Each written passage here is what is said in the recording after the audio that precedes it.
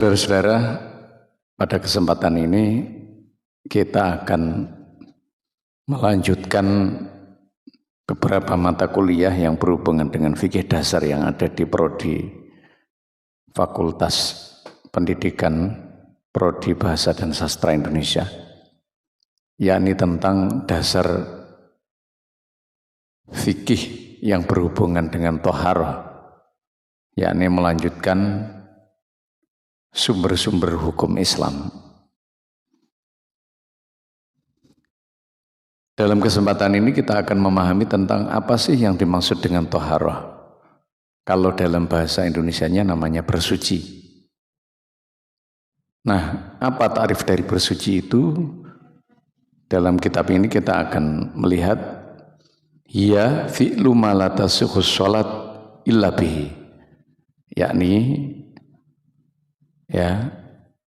melakukan sesuatu hal yang mengesahkan sholat, atau sholat tidak sah kalau tidak dengan toharoh atau bersuci, sesuatu yang menyebabkan sahnya sholat. Apa itu? Wahiyya nau'ani, ada dua. Pertama adalah toharatun minal hadas, sesuci dari hadas. Yang kedua adalah wa toharatun minal khobath, suci dari kotoran atau dari najis. Sekarang at-toharatu minal hadas, suci dari hadas. Hadas itu adalah sesuatu yang perlu kita bersuci tanpa ada benda atau materi yang menempel pada tubuh kita. Tapi kita wajib bersuci. Apa itu suci dari hadas? Pertama adalah suci dari hadas itu al-wudhu. Yang kedua adalah al-ghuslu. Yang ketiga adalah at-tayammum badalam minhuma. Wudhu, mandi, dan tayammum ketika menjadi pengganti dari dua antara wudhu dan mandi besar kalau ada sesuatu hal yang berhalangan. Sekarang at-toharatu minal khobath, suci dari kotoran atau suci dari najis. Apa itu sesuci dari najis? Al-istinja'u wa izalatun najasati anil badan wa thawb wal makan.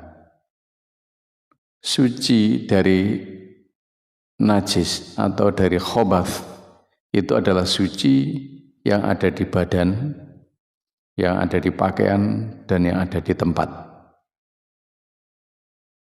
Nah, sekarang apa saja alat yang digunakan untuk bersuci? Yang pertama adalah alma, air. Yang kedua adalah at-turab, debu. Yang ketiga adalah al-hajar, batu. Yang keempat adalah ad-dawghu, sama. Sama itu kulit binatang yang diambil dan itu suci. Nah, lalu aksamul miyah, air sekarang. Tapi sebelum kita masuk kepada air, maka alangkah baiknya kita harus tahu apa jenis-jenis najis itu. Najis dibagi menjadi tiga. Yang pertama adalah najis mughalladzah, najis yang sangat berat dengan kelas yang tinggi, yakni najisnya anjing dan babi. Cara menghilangkan dengan 7 kali basuhan, salah satunya dicampur dengan debu. Najis yang kedua adalah al-mutawassithah, najis yang tengah-tengah. Artinya adalah najis yang diantara berat dan ringan. Cara bersuci, cara menyucikannya adalah dengan membersihkan baunya, warnanya, dan rasanya harus hilang. Itu najis yang tengah-tengah, seperti halnya kotoran-kotoran manusia, kotoran binatang. Selain najis mughalladzah dan mukhafafah. Yang nomor 3 adalah najis mukhafafah. Adalah najis yang paling ringan. Anak kecil yang belum berumur atau berumur 2 tahun, belum berumur 2 tahun yang hanya makan atau minum susu. Cara menyucikannya adalah bagaimana? Disiram lalu hilang. Hanya disiram saja, kemudian rata airnya, maka sudah suci. Nah, inilah beberapa hal yang berhubungan dengan bersuci dan beberapa alat bersuci, dan kita akan meneruskan pada materi kuliah selanjutnya besok yang akan datang. Semoga bisa dipahami dan bersumber dari kitab Mabadiul Fiqhiyah juz 3 karangan Kiai Abdul Jabbar.